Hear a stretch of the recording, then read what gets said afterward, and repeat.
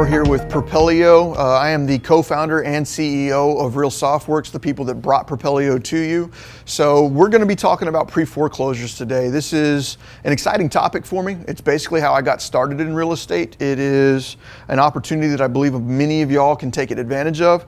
And through this course, my goal is for you to be able to basically complete a foreclosure with limited to no, how would I say that? Confusion. So we're here and available to you to try and answer some of these questions. If you go through this class, and as you're going through this class, you find that you have questions, please drop your questions in the comment section below. That'll be an opportunity for you to possibly get some engagement from me, for me to answer any of the questions you have. And if I'm getting a lot of the same kinds of questions, I'll probably come back through and edit these videos to answer those questions for you, because it is absolutely my goal that by the time you're done watching this video, to be confident in your ability to go out and complete a foreclosure. Obviously, there's going to be no training out there that's going to give you all the answers that you need every single day, but this should give you a really strong groundwork to get out there and start going, because as you go, you're going to learn some of the things that you don't have all of the answers to, and then just come back in here, ask the questions in the comments below, and we'll do everything we can to make sure that as you progress, we're helping you through this. So looking at this, as we learn and go through this class, I'm going to go through some of the reasons why you should be doing pre-foreclosures. Like I said, it's where I got started. I believe there's a lot of opportunity there. I'm going to discuss with you some of the things that you should learn throughout this class and why pre-foreclosures will benefit you as a real estate investor. So let's start out with why foreclosures. Why are we going to be learning about foreclosures today?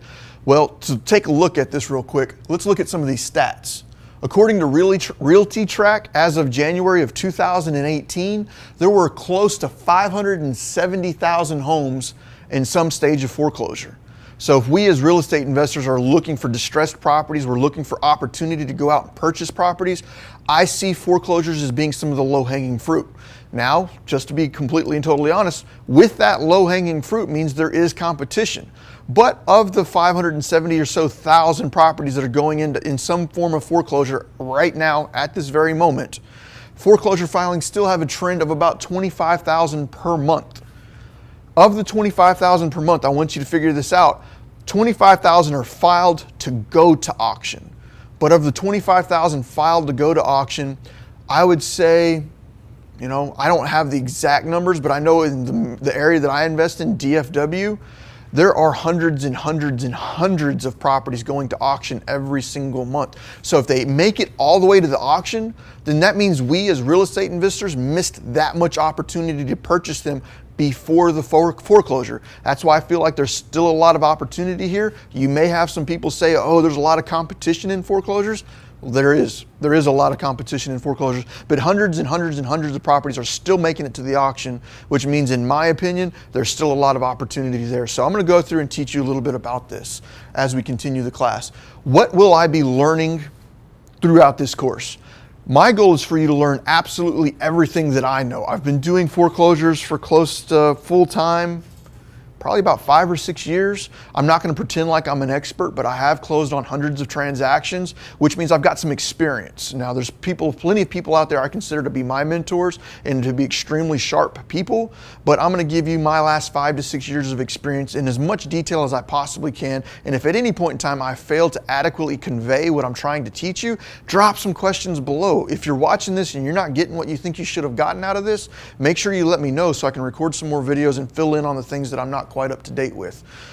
So with the foreclosure process though, we essentially have 4 stages of foreclosure. We have people that are getting behind on their payments, the people that have just missed their payment 30 days, 60 days, 90 days. So we have people that are behind on payments.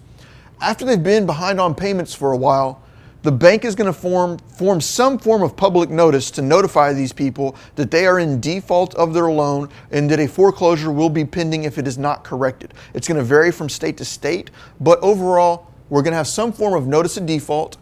After they have been publicly notified, there is going to be some form of auction. There's going to be different processes to make this happen. We'll discuss that more as we continue through this class, but there will be some form of auction held. And then if it is not sold at the auction to an investor, meaning that nobody bid on the property, then the bank ends up taking the property back and it becomes what's known as an REO, real estate owned. So this class is going to be on pre-foreclosures. Pre-foreclosures will include late payments, notice of defaults. I consider auctions to be a different type of investing strategy, deserving their own class. So we're going to have a different class just on auctions. If you want to learn more about auctions, make sure to check out that class. And we will also not be talking about REOs.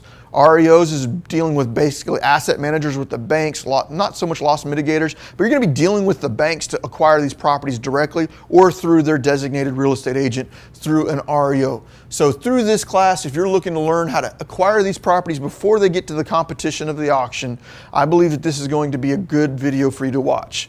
So what will you learn in this video series? You're going to learn what the foreclosure cycle is. You're going to learn from the purchase of the property all the way to the default and pending foreclosure auction, what that process is. You're also going to learn how to connect with foreclosure sellers, the different marketing channels that you use, ones that I personally feel are going to be your best options, the different types of lists that you can acquire to market to these people. You're going to learn how to negotiate and qualify a lead. Now, we do have a specific section in the Academy just on negotiations, but I feel that there's specific points with a pre-foreclosure that need to be talked about directly with this class. So I will talk about negotiating with pre-foreclosure leads in this class.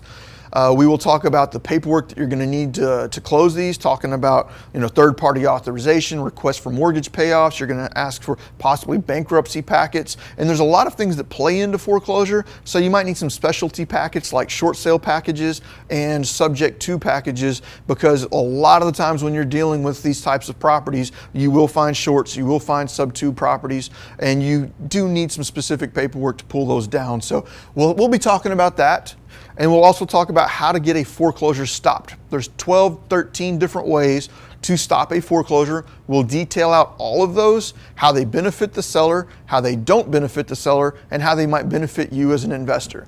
One of the things that I must strongly convey to you is that foreclosures is a lot of opportunity where you're dealing with people in stressful situations where they have a hardship in their life, and you will be presented with opportunities to take advantage of people.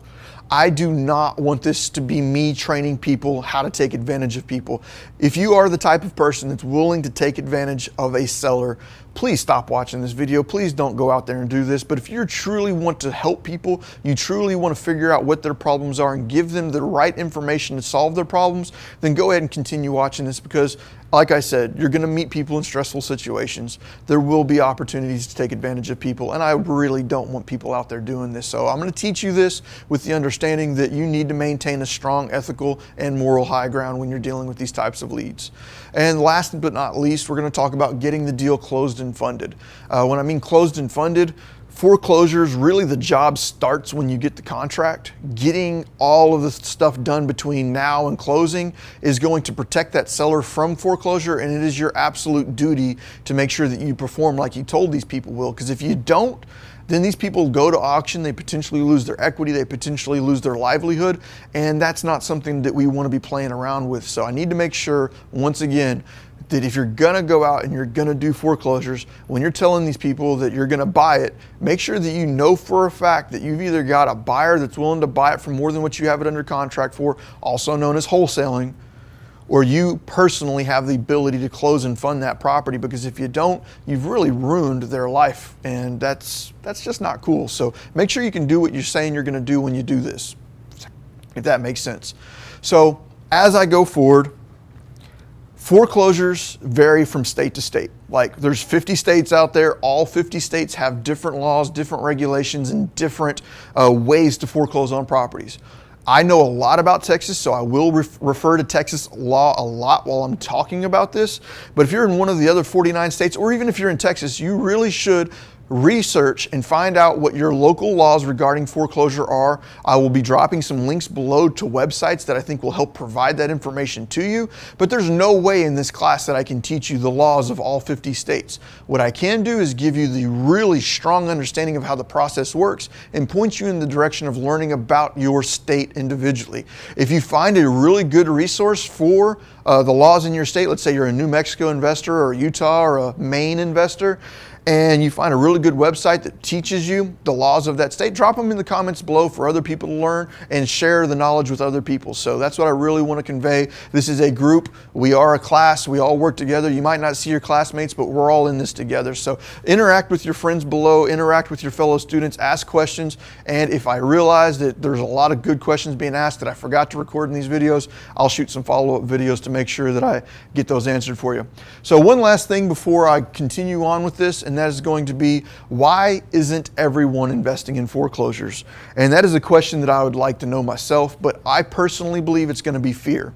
If you are going to be scared to get out there and do this, don't waste the time of watching these next, 10 hours worth of videos. I'm going to try and make them as entertaining and engaging as possible, but I'm kind of dry. I get kind of nervous on camera. So bear with me if I seem a little tense every now and then. I try my best to relax while I'm up here, but I do get nervous.